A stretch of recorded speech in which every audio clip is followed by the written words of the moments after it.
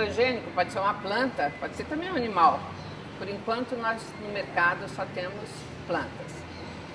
São plantas que tiveram inseridas no seu genoma um gene ou vários genes de outras plantas, pode ser também de bactérias, de outros insetos, para alterar o seu comportamento. Por exemplo, para ela se tornar resistente a um agrotóxico.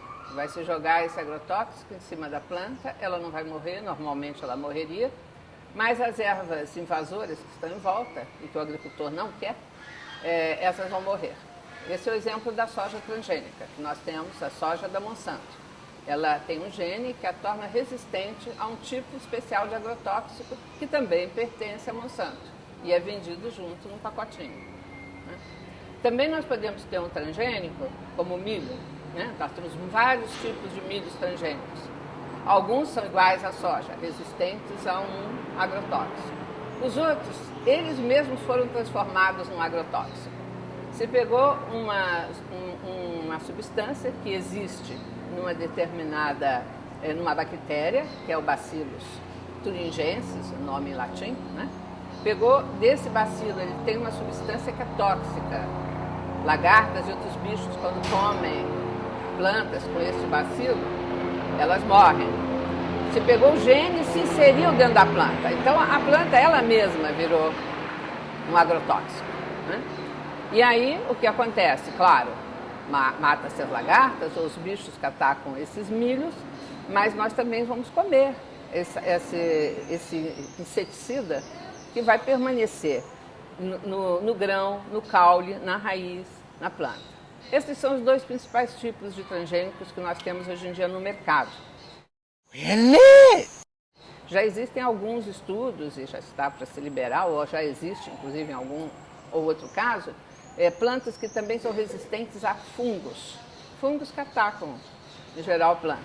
Então, o princípio é o mesmo, se insere nele algo que não é dele, algo que nunca existiu, né, na natureza. A natureza ela vai selecionando ao longo de milhões de anos, aquilo que é compatível, né, com a sobrevivência daquela espécie, daquela variedade, né. Aí o que nós vemos foi um processo aceleradíssimo, que pode acontecer em alguns, né, minutos, onde no laboratório se insere o gene de uma planta, às vezes de um animal, né, nós estamos misturando reinos, reino animal, reino vegetal, tiramos uma parte do gene daqui, enfiamos ali, né, e achamos que está tudo certo, porque nós testamos esta inserção. Fomos ver se de fato aquela planta, por exemplo, a soja transgênica, resiste a um agrotóxico. Aí ela resiste. Se joga o agrotóxico em cima, opa, funcionou. O resto nós não testamos, né? Quando testamos alguma coisa, é tão pouco que não dá para se caracterizar como uma metodologia científica. Por exemplo, semanas de teste para ver se o leite de uma vaca se altera quando ela come soja transgênica. Mas é uma soja transgênica, são semanas, é só o leite, por acaso o leite fica mais gorduroso, e aí a Monsanto diz que isso não é significativo, né? E sequer essa soja que ela usou para alimentar a vaca, é uma soja que teve o agrotóxico colocado em cima dela. Sequer ou seja, reproduz as condições reais em que a soja será utilizada. E além do que, você está buscando saber se mudou alguma coisa na vaca, se ela engordou, não está se procurando saber se tem alergias, se as próximas gerações vão nascer com deformações, né? Ou seja, a parte do estudo sobre impactos da saúde é um blefe, é uma farsa. E a parte dos estudos sobre impactos no meio ambiente não existe simplesmente.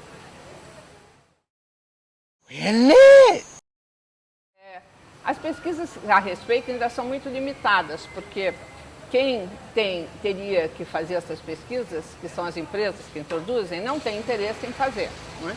E as poucas pesquisas que foram feitas a respeito de impactos ou no meio ambiente ou na saúde, recebem vamos dizer, uma enxurrada de críticas, né, nos congressos internacionais científicos, nas revistas especializadas, né, de modo a inibir a livre pesquisa científica, no pouco que ela existe, né, porque são pouquíssimas as instituições que financiam uma pesquisa como essa são pesquisas caras. Mas o que nós já sabemos é o suficiente para que nós não devêssemos continuar nesse caminho. Um solo, que é um solo útil à agricultura, é um solo que tem muitos micro-organismos. Os micro-organismos são responsáveis pela elaboração, metabolização, né, de decomposição de todos os restos colocados no solo, né? E eles vão então liberar aquelas substâncias que as plantas precisam extrair pelas suas raízes para crescerem adequadamente, saudavelmente. Olha, se nós enchemos o solo de agrotóxicos, de inseticidas, nós matamos a vida que existe num solo. E matar a vida do solo é comprometer a agricultura. Para que ela continue funcionando em solos mortos, é preciso trazer de fora. Portanto, fertilizantes, né? Mais agrotóxicos, ou seja, uma agricultura que cada vez é menos sustentável e mais ameaça a segurança alimentar do planeta.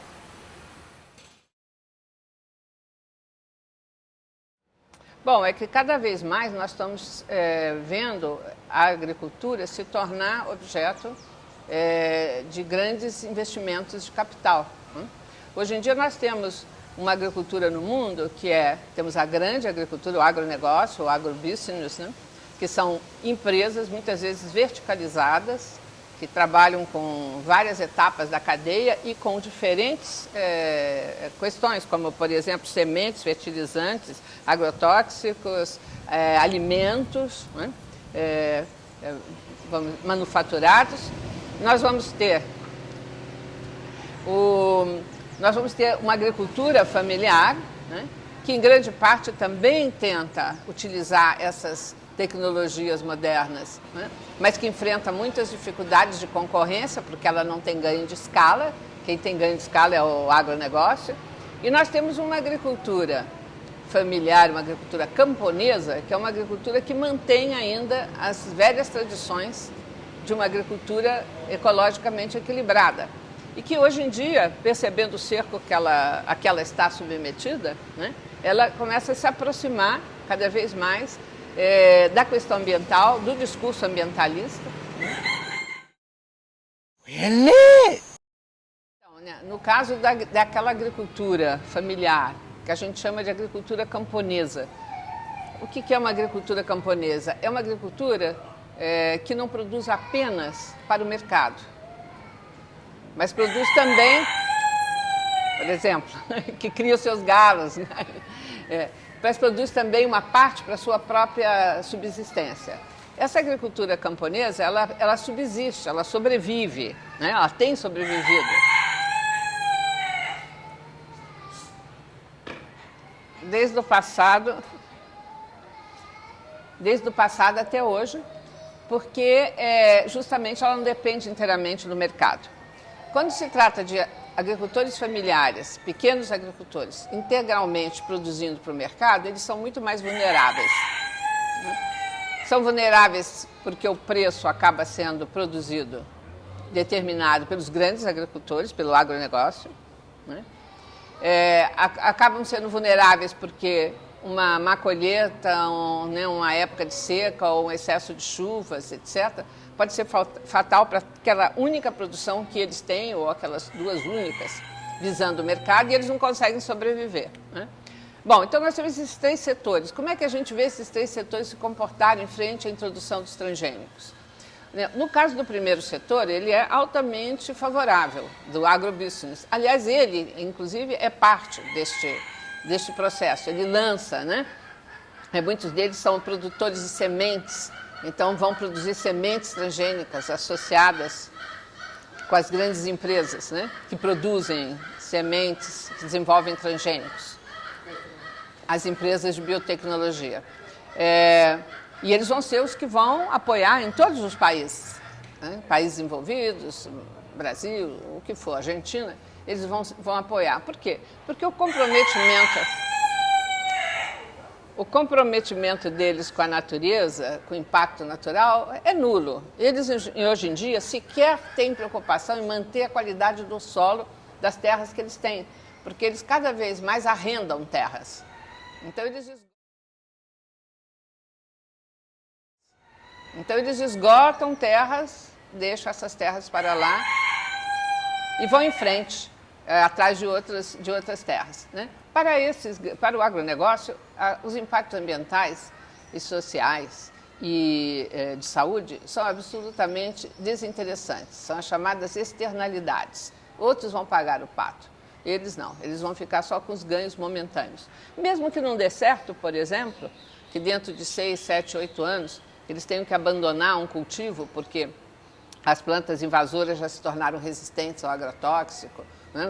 Não há importância, porque eles vão ou mudar de cultivo, ou mudar de terras, ou até esperar a nova semente transgênica que terá várias chamadas piramidadas. É como se fosse uma pirâmide, ela tem agora várias inserções genéticas, uma para vírus, outra para plantas invasoras, outra para lagartas ou insetos, né, que atacam a plantação. Os pequenos agricultores, mas que praticam uma agricultura comercial, esses vão ser no início também muito favoráveis aos transgênicos. Se a gente pensar no caso brasileiro, quando a soja transgênica argentina é introduzida no Brasil clandestinamente, ilegalmente, porque ainda não tinha sido autorizada, não só os grandes, mas muitos pequenos plantaram. E plantaram por quê? Porque eles são pequenos agricultores, eles têm uma margem de lucro muito pequena e um grande problema para eles é o emprego de mão de obra no momento da colheita, ou do plantio, ou de tirar as ervas invasoras. Né? Em geral são famílias pequenas, os filhos podem estar fora estudando, na capital, em outros lugares, e aí isso facilitava enormemente. Você ter uma planta que você podia jogar uma vez só agrotóxico em cima dela, né? E não precisar ir lá e ficar retirando as ervas invasoras ou passar mais não sei quantos outros agrotóxicos, facilitou enormemente o trabalho dos agricultores. E essa foi a razão pela qual muitos agricultores familiares pequenos adotaram a soja transgênica e apoiaram a campanha dos grandes e das transnacionais para liberar no Brasil a introdução de transgênicos na agricultura. Né? Mas o que acontece com esses? Esses, a médio prazo, se prejudicam. Por quê? Porque como a margem de lucro deles é pequena, na hora em que o preço da semente transgênica sobe, porque havia uma estratégia de dumping comercial, o preço da semente era baixo, né? O agrotóxico também era muito baixo, né? O glifosato, o Roundup Red, né? Que é a marca, a fantasia, né? do glifosato, era tudo baixo, então na conta apertada ali era um ganho. Né? Depois que sobe o preço da semente, sobe o preço do agrotóxico. Né? A planta já não é tão mais resistente, ou melhor, a planta continua resistente, mas as outras plantas invasoras, elas também, né? Vão sofrer um processo de seleção natural e elas vão se tornar, aquelas que sobrevivem, são as que são resistentes. E elas vão começar a invadir. E aí vai se precisar, de fato, usar outro agrotóxico, ou aqueles antigos agrotóxicos, que custam, e aí na ponta do lápis a conta é desvantajosa. E aí esse agricultor se arrepende e sai em busca de semente de soja não transgênica. E aí ele não encontra. E por que não encontra? Porque na estratégia de dominação do mercado de sementes e plantas, a primeira coisa que fez uma Monsanto no Brasil, por exemplo, foi comprar as grandes empresas produtoras de sementes. A AgroSéries foi comprada no Brasil em 1996, que era a maior produtora privada, empresa privada de sementes. A outra grande produtora é uma empresa pública, é a Embrapa, a empresa brasileira, né, de pesquisa em agricultura. Esta empresa, hoje em dia, é sócia da Monsanto. Existe um convênio assinado entre as duas, a Monsanto e a Embrapa, para produzir a soja transgênica. De modo que as 6 variedades de soja transgênica que foram produzidas no Brasil, foram produzidas juntas pela Embrapa e pela Monsanto. A Embrapa, portanto, tem interesse em vender a soja transgênica e não tem reproduzido suficientemente as outras variedades de soja convencional para colocar no mercado. Então, esse pequeno agricultor familiar, esse que entrou nessa história achando que fosse um bom negócio para ele e apoiou toda a campanha feita pelas transnacionais e pelo grande agronegócio, percebeu que não foi uma boa, mas agora ele não consegue, não é fácil para ele sair desse esquema, né?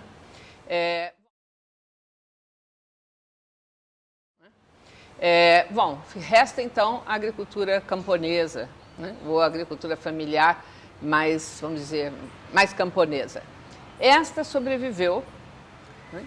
Graças ao fato de que ela tem as suas próprias sementes crioulas, né? Ela troca sementes, né? Ela tem um conhecimento, né? Muito grande das variedades e daquelas que são mais resistentes e menos resistentes a climas, mudanças. E é a partir dessa agricultura camponesa que nós vamos encontrar, né, os primeiros focos de resistência no ambiente rural, né, aos transgênicos, porque eles percebem muito claramente que eles têm riscos, né, eles sofrem riscos. O risco primeiro que eles estão sofrendo hoje, que é o que eles mais, contra o qual eles mais reclamam, é que eles estão sendo alvo da chuva de agrotóxicos utilizados pelos vizinhos, né? E não só do Roundup Ready, da soja transgênica. À medida que as plantas invasoras foram se tornando resistentes, né, os agricultores estão utilizando agrotóxicos extremamente tóxicos e fortes, né, das suas plantações vizinhas e, com isso, afetando os agricultores, né, camponeses ecológicos, né, que não usam agrotóxicos nas suas plantações. Esse é um problema, digamos, mais premente e óbvio, né? Nós temos casos de intoxicação, né, de trabalhadores cuja plantação, as frutas, as plantas estão sendo afetadas pelo agrotóxico dos vizinhos e que não encontram nenhum amparo na nossa legislação, já que no Brasil vamos dizer, o limite estabelecido para se plantar transgênicos e não transgênicos é extremamente pequeno, né? E não há nenhuma legislação para responsabilizar e obrigar aqueles que introduziram transgênicos a indenizar os seus vizinhos que tenham sido prejudicados. Really? Mesmo a planta sendo autógama, ou seja, tendo os dois sexos, sempre há a possibilidade do pólen daqui escapar para a planta do lado, certo? Então, se nós tivermos uma soja transgênica aqui e uma soja não transgênica aqui, há uma possibilidade de 1%, 3%, 4% de troca de pólen. Bom, se nós pensarmos cultivos sucessivos, 1, 2, 3, cada ano um plantio, dentro de quanto tempo esse 2, 3% pode se estender ao conjunto, né? Dependendo do tempo, cada vez vai ser mais. Really? Planta. Significa que plantas transgênicas podem se cruzar com plantas não transgênicas e, aos poucos, eliminar as plantas não transgênicas. Qual é o problema disso? Tem gente que vai dizer, que bom, é uma variedade a mais, a gente tinha 10, agora vai ter 11. Não, não é isso. A planta transgênica só tem um tipo. As outras variedades são muito diferenciadas. Se nós plantamos um campo inteiro de um mesmo tipo e depois em volta nós temos tipos muito diferentes plantados em pequenas extensões, matematicamente vai predominar os genes desse grande campo de cultivo, que é o monocultivo, só tem aquela planta daquela variedade plantada. Também é uma questão de estatística e de tempo, né? O que significa perder variedades de plantas, de milho, de soja, de arroz, de feijão, de o que for? Significa perder biodiversidade. A biodiversidade é a biblioteca, é o tesouro que nós temos. Por quê? Porque nós não escrevemos novos livros sobre isso, né? Eles foram escritos algum dia, eles estão lá e nós somos incapazes, a não ser de fazer transgênicos, plantinhas desse tipo altamente duvidosas, né? Então, perder espécies ou perder variedades é uma perda incomensurável, irreversível. E significa para a segurança alimentar que nós vamos ter menos variedades para tentarmos encontrar plantas que sobrevivam a novas agressões. Nós vamos ter mudanças climáticas pelas frentes altamente violentas. Nós vamos ter novas pestes, isso sempre acontece, as pestes, as pragas, elas estão na luta pela sobrevivência, faz parte, né, da lógica, né, delas, né? E quando a gente tem uma variedade muito grande de plantas, o que acontece? A gente pode ver que aquela resiste, a outra não. Aquela é boa para isso, mas aquela não é boa para aquela outra coisa. Ou um cruzamento de uma com outra cria uma planta que não só enfrenta, digamos, secas maiores, como enfrenta também bem uma certa praga, que não a ataca, porque não gosta dela. Não é? Então, a gente tem uma enorme oferta de possibilidades, que foi isso que a agricultura familiar, os agricultores, camponeses fizeram na história da humanidade.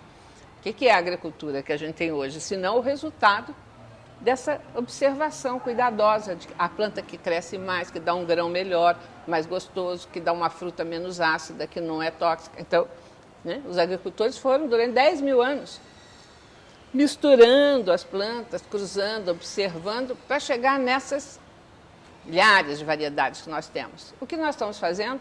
Não só com os transgênicos. Nós estamos fazendo isso desde a Revolução Verde, quando se começou a dizer esta variedade é ótima e nós só vamos plantar ela. Nós começamos a simplificar, a abandonar a diversidade. Só importa essa planta, porque ela produz um milho assim, uma espiga assim, cresce mais rápido, tem menos folha, mas isso é... E milhares de variedades já desapareceram. Desde que a Revolução Verde, ou bem antes até dela, né, quando se começou com essa agricultura comercial. Né, e perdemos para sempre, né, essas variedades. Hoje em dia nós estamos muito mais simplificados, muito mais pobres em termos de variedades. Os transgênicos são um passo a mais nesse processo de simplificação, de agressão, né, à diversidade agrícola. Né? Portanto, com impactos colossais a longo prazo para a segurança alimentar, né, de nossos países, né, altíssimos, né, e que não são vistos como tal. Até porque eles são capazes de dizer a bobagem, né, de que são justamente os transgênicos que vão salvar o mundo da fome, porque a população do mundo cresce, as terras diminuem, etc. Né? Como se a questão de fome fosse um problema estatístico, 6 bilhões de habitantes e não sei quanto de alimentos produzidos. Não é. Toda a ciência social está aí, desde a crítica que se fez ao Malthus, no século XVIII, para dizer que entre a produção de alimentos e os homens existe alguma coisa chamada sociedade. E essa sociedade é que determina quem vai morrer de fome, quem não vai morrer de fome e o que cada um vai comer. Como é que ela... Pelas políticas públicas. Quando ela decide, por exemplo, ajudar grandes empresas a produzirem para exportação ração de gado, que é o caso nosso, soja e milho para gado. Essa é uma decisão política. O governo brasileiro privilegia a exportação de soja para o exterior e, por isso, dá altos créditos para o agronegócio. Como é que ele lida com o problema da alimentação para os pobres? Com a Bolsa Família. Dá um dinheiro para a população comprar alimento. Que alimento? Um alimento já altamente degradado. Para comprar macarrão, biscoito, óleo de soja. Né? Assim, são escolhas. Podia-se ter pensado, o governo brasileiro poderia ter gastado o que ele gasta em crédito para o agronegócio em fazer reforma agrária nesse país, em estimular uma agricultura ecológica, em fixar a população do campo no campo, não deixar que ela venha para as periferias das cidades, porque ela não tem terra e não tem do que viver, né? E aí precisa de Bolsa de Família. São todas decisões políticas que foram tomadas de um lado ou de outro. Né? Então, esse argumento do agronegócio, além de indecente e imoral, é cientificamente completamente errôneo. Do ponto de vista da questão ambiental e das questões sociais ligadas a ela, o governo Lula foi uma grande decepção. Né? Ele primeiro havia dito que não liberaria os transgênicos, salvo se houvesse segurança científica, certeza científica de que eles não trariam danos. Mas a primeira coisa que ele fez, logo que ele assumiu o governo, em 2003, foi pressionar o Ministério do Meio Ambiente para ceder em uma liberação da soja que já estava sendo plantada ilegalmente no Rio Grande do Sul. Eu estava no Ministério do Meio Ambiente na época, eu era secretária, de qualidade ambiental do Ministério. O Ministério era presidido pela Marina Silva, né, que hoje é candidata pelo Partido Verde, e eu assisti à pressão cada vez mais forte, né, com total apoio dado ao Ministério da Agricultura, o Ministério da Ciência e Tecnologia e a pressão para que o Ministério do Meio Ambiente acabasse cedendo nesse ponto. E vai ser o que vai acontecer, porque eles vão então liberar por meio de uma medida provisória no Brasil, né? O que se chama? É uma lei que se faz em situações de urgência, das quais não deu tempo para se discutir no Congresso a sua importância, né? Tem que ser sempre alguma coisa de emergência e de alta relevância. E depois de 60 dias, esta lei tem que ser aprovada pelo Congresso ou não, né? Fazer uma medida provisória para introduzir um transgênico pela primeira vez no país, né, significa, portanto, que depois de 60 dias, se o Congresso decidisse não, tinha que arrancar. Ou tinha que queimar, ou tinha que pegar as pessoas que já... Porque naquele momento eles tinham plantado e ia ser colhido.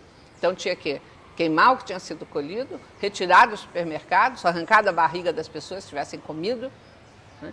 É óbvio que foi feito para se tornar lei definitivamente. Né?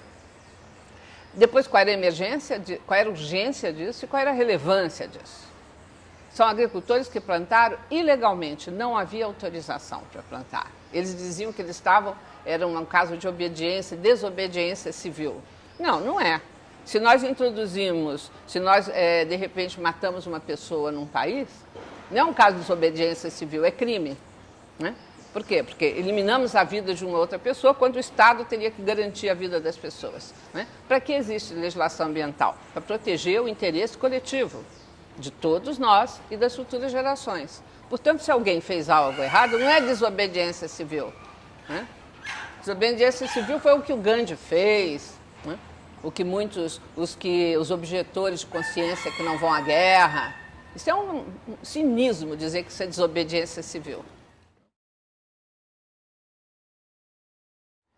E quando essa lei vai para o Congresso, vai ser votada 60 dias depois, o agronegócio e seu apoio dentro do Congresso brasileiro, que é a bancada ruralista, uma bancada forte, né, ameaçou sequer aprovar como estava. Disseram que eles iam aprovar eles iam modificar aquela emenda ali e introduzir uma liberação para qualquer transgênico. O governo, então, preocupado em ser inteiramente desmoralizado, prometeu que ele ia mudar a lei de biossegurança do país, que era uma lei que, embora com vários problemas, ela reconhecia que o Ministério do Meio Ambiente e o Ministério da Saúde tinham que dar a palavra final a respeito da conveniência de se liberar um transgênico ou não, já que são as duas instituições que têm competência para fazer estudos tanto no campo da saúde quanto no campo do meio ambiente.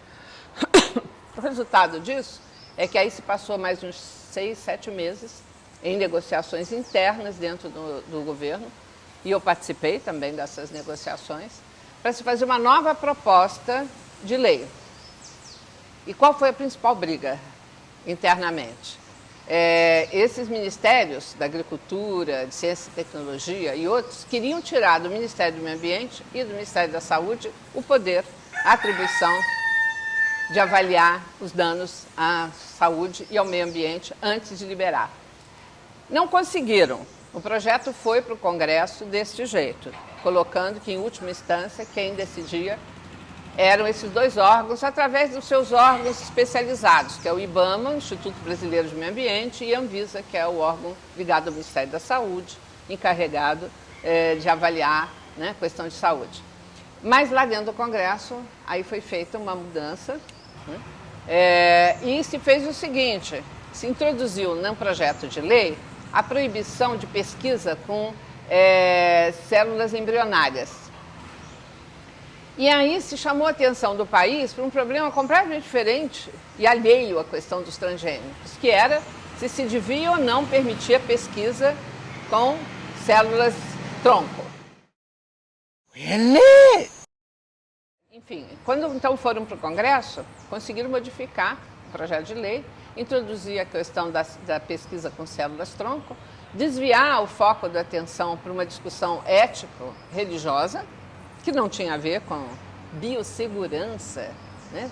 Segurança, pensando em termos de segurança do meio ambiente, em termos mais gerais, né?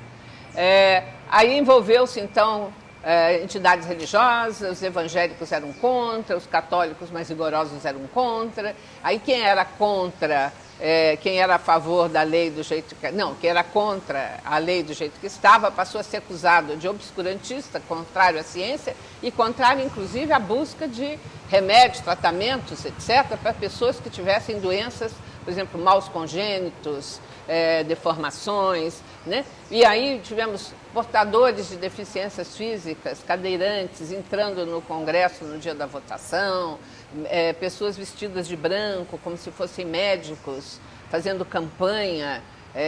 E passou a ser a lei, ninguém mais sabia que ela tratava de transgênicos. Parecia que ela tratava de tratamento médico ou não, a partir de pesquisa com células-tronco, né? E nisso, então, se modifica a lei e se retira do IBAMA e da Anvisa a atribuição e o poder de examinar os impactos ambientais e de saúde em transgênicos. E se dá todo o poder a esta Comissão Nacional Técnica de Biossegurança, a CTN-Bio, Comissão Técnica Nacional de Biossegurança, que é uma comissão que, pela sua estrutura, ela mais funciona como uma propagandista dos transgênicos do que realmente como uma comissão científica. Really? Bom, os países mais afetados são a Argentina, o Brasil e o Uruguai, e o Paraguai, não, o Paraguai, porque nesses países é que mais cresceu a indústria o plantio da soja transgênica, né? E quanto mais frágeis forem as legislações de proteção da saúde do ambiente, mais impactos nós já podemos ver. Então, no caso do Paraguai, é absolutamente chocante, mas em algumas regiões da Argentina também, né? O impacto na saúde de populações que vivem perto de grandes plantações de soja, devido à fumigação, ao uso, né, do glifosato, né, nos grandes plantios, e o fato do vento carregar, ou porque estão muito próximos, e não porque estão na rota dos ventos, né, carregar esses agrotóxicos e cobrir praticamente essas populações, né? Tanto que na Argentina agora nós acabamos tendo algumas decisões judiciais proibindo, né, o uso de glifosato nas proximidades, porque as populações estavam efetivamente sofrendo problemas de saúde gravíssimos, né? Nós também temos a introdução Bom, milho, no nosso caso, na Argentina também. E nós vamos ter a introdução de soja também em outros países, como na Bolívia, né? Eu não sei se já está autorizado na Colômbia, creio que também. Enfim, é que são países já que a soja já não é um cultivo que dê com tanta facilidade, né? A grande preocupação que nós temos hoje é com relação ao milho, porque o milho foi uma planta que foi domesticada ali na América Central e na América do Norte, na região do México, né?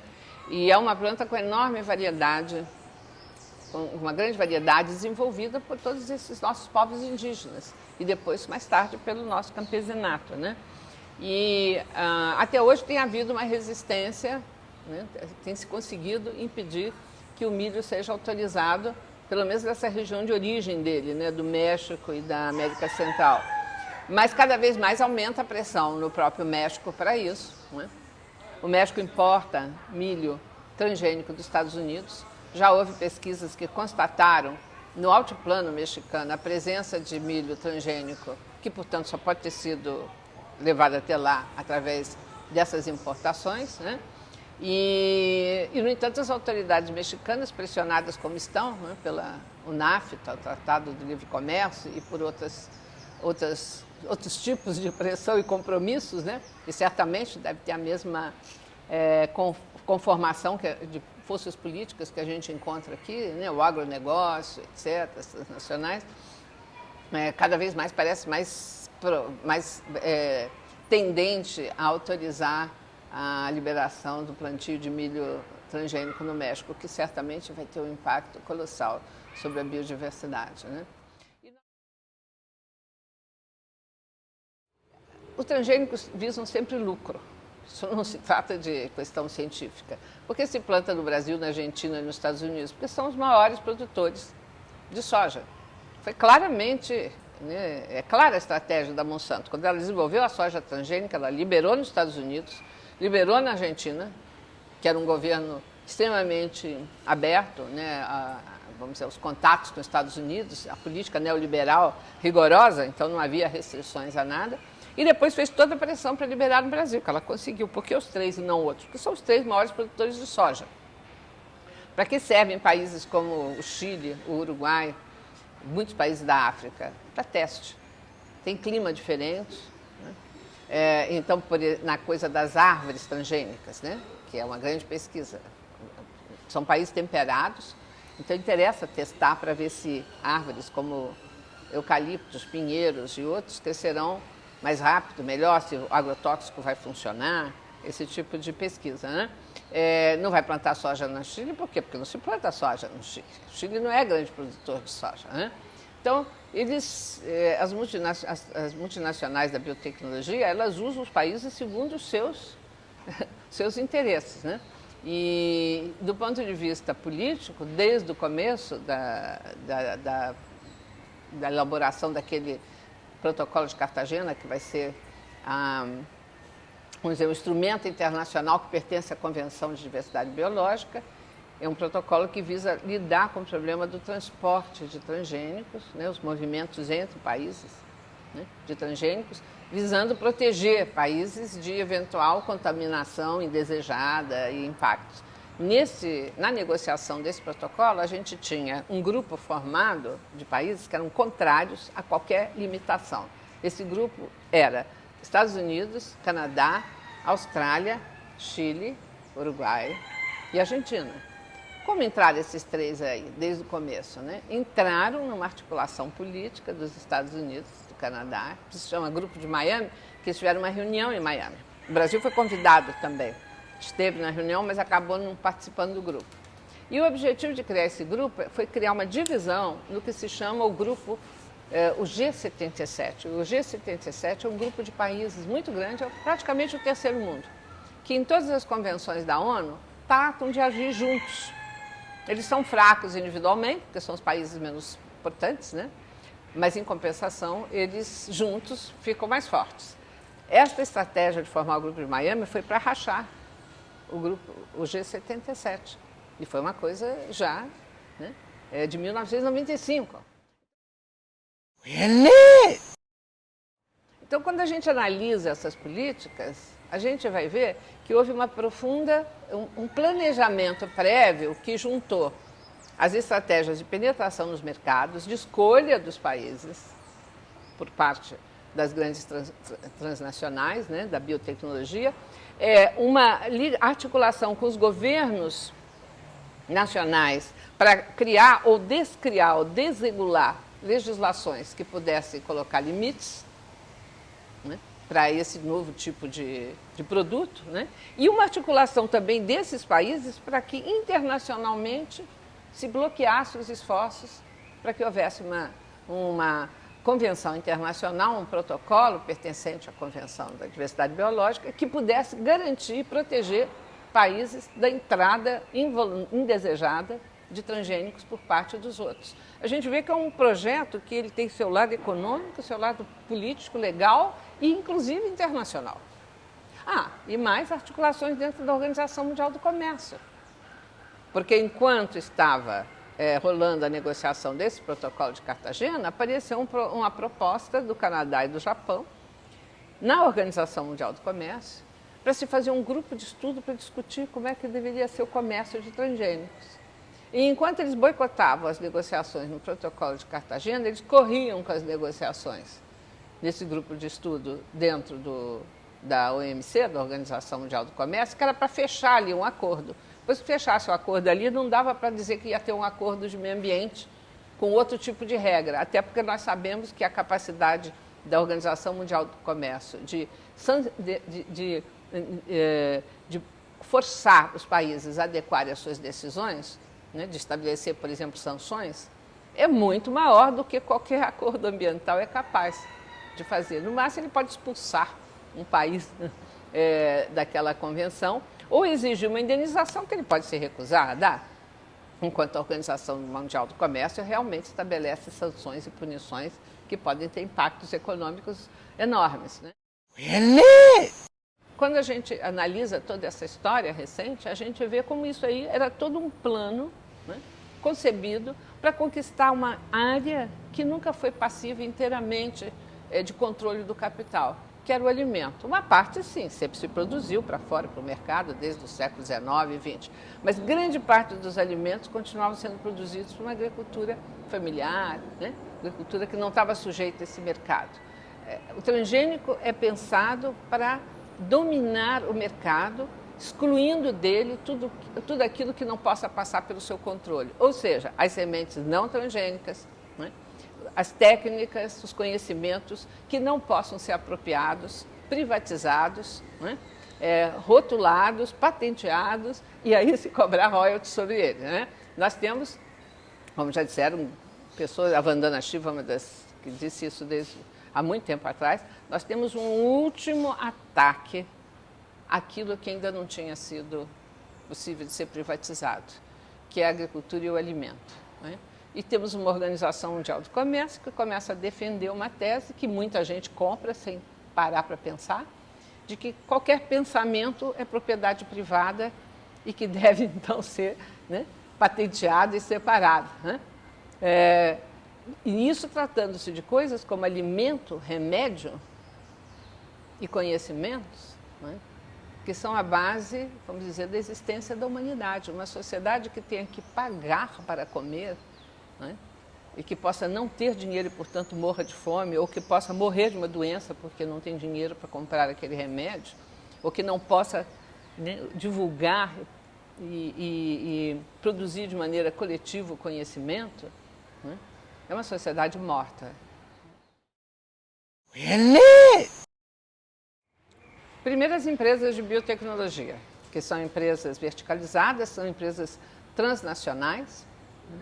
Elas mais utilizam os países do que os países as utilizam. Né? Eu sou da tese de que nós vivemos num mundo onde o imperialismo é das transnacionais. Né? Os Estados Unidos, que é um país que aparece muitas vezes defendendo os interesses dessas empresas, né? Na verdade é hoje em dia utilizado por elas para, né, fazer a política que elas querem. Transnacionais. Depois nós temos o capital financeiro. Né? Nós temos um mundo onde, hoje em dia, o capital prefere investir em coisas que dão lucro do que investir em coisas que possam produzir, né, melhorar a qualidade de vida. Então, nós temos muito dinheiro empatado nessas questões. Depois nós temos o agronegócio, né, as grandes empresas que produzem alimentos, especulam com eles nas bolsas internacionais, etc. Esse é os outros. Depois nós temos os grupos políticos que se alimentam do dinheiro, que são sustentados pelos interesses desse agronegócio, das transnacionais. Se nós pensarmos no caso do governo Lula, foi isso que aconteceu. Era um governo que dizia que ia fazer uma coisa e fez outra. Por que fez outra? Porque na política, para eles, foi fundamental o apoio da bancada que representava, da bancada de parlamentares que representava o agronegócio no Brasil. Né? E, além disso, as transnacionais entraram com dinheiro e provavelmente ajudaram numa caixa 2 grande parte desse governo e das suas candidaturas e campanhas eleitorais. Né? Então, acho que nós temos esses grupos aqui a favor. E tem mais um grupinho ridículo. São os cientistas que trabalham para essas empresas ou para esse tipo de tecnologia e que gostam de viajar pelo mundo e escrever em revistas, etc., e que são suficientemente responsáveis do ponto de vista ético, né, para fazer de garoto propaganda, né, desse estrangeiro. 70% dos alimentos que nós consumimos hoje ainda é produzido pela agricultura familiar. E em termos de propriedades, a gente vai ter uma enorme concentração nas mãos de grandes empresas, né? Embora elas sejam incapazes de produzir o grosso dos alimentos que nós comemos. Né? Esse censo saiu recentemente, acho que vocês podem consultar, eu não me lembro exatamente como é que é a distribuição de terra, né? Mas eu acho que o que mais foi interessante no censo foi continuar constatando que é a agricultura familiar que nos alimenta. Isso em relação a feijão, arroz, leite, mandioca, enfim, uma série de produtos básicos na nossa alimentação entre os brasileiros. Mas acho que a tendência para mudar, não,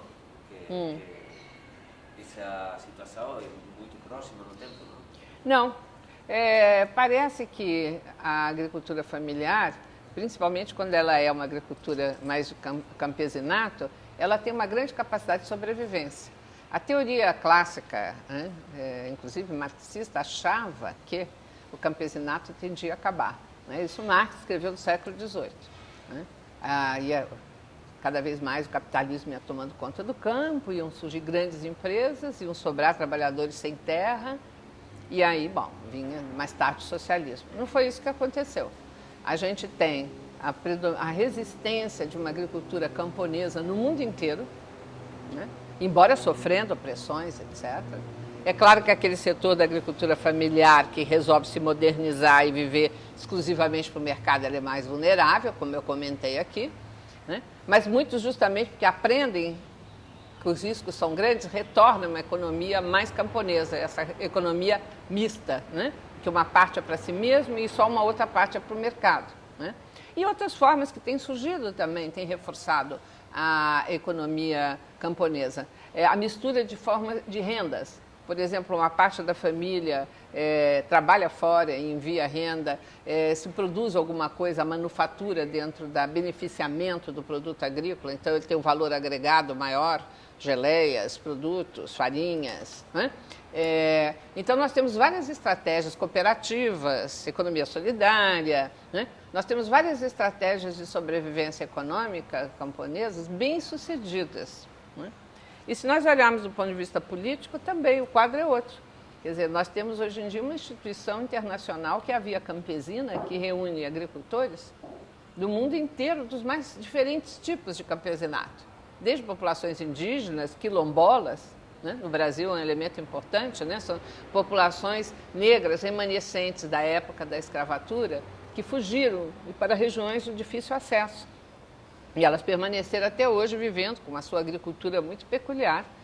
Mais recentemente, a Constituição brasileira reconheceu o direito dos remanescentes a permanecer nas terras que eles estão até agora.